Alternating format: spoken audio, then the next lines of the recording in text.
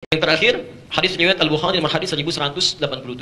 Apa manfaatnya bila Anda hidupkan rumah dengan ibadah-ibadah sunnah? Ya, perhatikan hadisnya. Ij'adu fi buyutikum ada minnya. Masih ingat tadi ya rumusnya? Ada minnya. Kira-kira di sini muqaranah atau tab'in? Perbandingan atau bagian?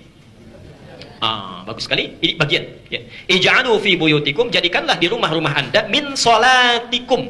Ya, sebagian dari salat-salat yang harus Anda tunaikan. Jadi tidak semua salat harus kita kerjakan di masjid. Ya, ada sebagian salat yang harus kita kerjakan di rumah. Kata Nabi, hidupkan rumah itu, hidupkan. Wala tattakhidhuha qubura. Jangan sampai Anda jadikan rumah Anda seperti kuburan. Tahu kuburan? Sudah pernah masuk? Bagaimana bisa tahu kalau belum pernah masuk? Baik. Anda kalau lihat rumah dari luar kan tidak bisa bedakan mana rumah yang dipakai ibadah dengan yang tidak. Ya kan? Ingat, ada barzakh, ada kubur, itu lain. Ada barzakh, ada kubur. Pernah dengar alam barzakh? Ya kan? Alam kubur lebih menyenangkan mana, disebut alam barzakh atau alam kubur? Baik. Kalau barzakh itu sifatnya sesuatu yang memisahkan dua hal, disebut barzakh. Quran surah 55 Ar-Rahman kita hafal. Bainahuma barzakhul la yabghiyan. Di dasar lautan ada dua yang terpisahkan tanpa pernah menyatu keduanya. Ya, dan ini dibuktikan. Ya, Anda bisa lihat di National Geographic misalnya, ya, kita bisa lihat kok ada arus laut yang tidak nyatu tuh, seperti ada pemisah di tengahnya itu. Padahal nggak tampak. Ya. Nah, pemisah yang tidak kelihatan, yang tak tampak, memisahkan di antara dua yang berbeda, itu disebut dengan barzakh. Ya. Kenapa alam kematian setelah wafat di dunia disebut dengan barzakh? Karena alam itu tidak bisa kita lihat, tidak tersaksikan, tapi dia menjadi benteng batas pemisah antara akhirat dengan dunia. Dengan dunia. Tengah-tengahnya barzakh. Jelas di sini? Jadi kita nggak bisa lihat yang ada di dalamnya. Ya. Kalau Anda mendapati kalimat kubur, ya, kubur. Ingat, bukan kubur ya, kubur. Kalau dikubur saat dimasukkan, kalau kubur suasananya. Suasananya. Kubur adalah satu suasana yang menghadirkan keheningan, hening gitu. Tapi bukan hening biasa, ya.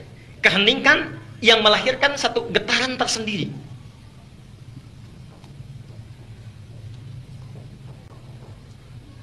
Coba cek, Bapak Ibu pergi ke danau yang tidak ada getaran, ya, tidak ada gelombang, yang tenang gitu, terus lihat ke situ. Kira-kira hening tidak? Hening. Ada nggak getaran di hati?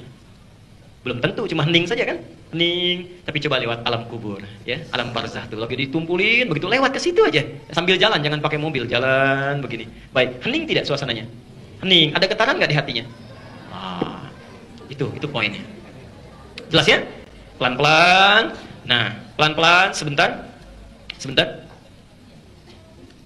Rumah yang tidak pernah digunakan sebagai ibadah, rumah yang tidak pernah digunakan untuk ibadah, untuk sholat dan sebagainya, itu Masya Allah disebut dengan kubur. Seakan-akan memberikan pesan bahwa rumah itu hening, sepi dari amalan, seperti mayit yang sudah nggak bisa beramal lagi.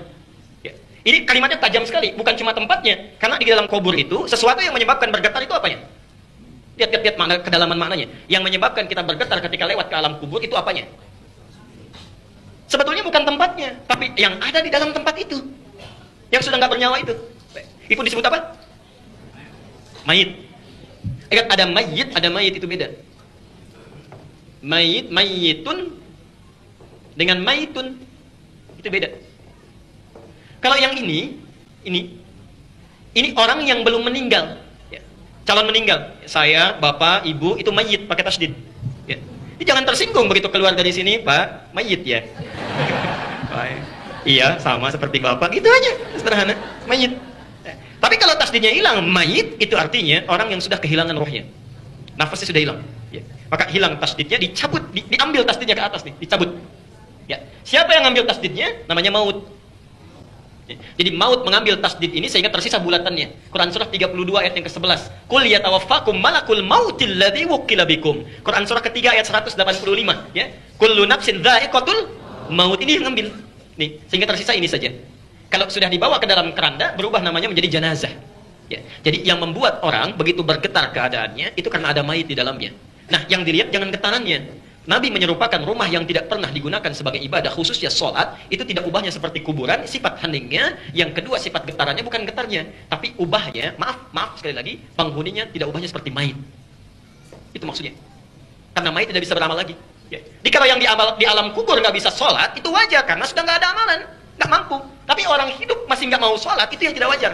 Ya. Kalau dalam bahasa agak, maaf ya, kalau dalam bahasa agak tegas ya, saya tidak mengatakan kasar, ya, lebih baik cepat meninggal aja. Lebih bagus orang meninggal gak beramal dari kamu hidup, daripada kamu hidup tapi gak beramal. Ya.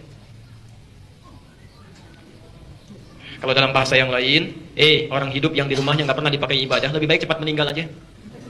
Karena di alam kubur juga banyak yang seperti kamu, gitu. Ya. Dia di rumahnya sudah tidak beramal lagi. Jelas sampai sini? Baik, cek di rumah ya, hati-hati. Jangan-jangan yang lainnya banyak dikumandangkan tapi ibadah sepi dari amalan.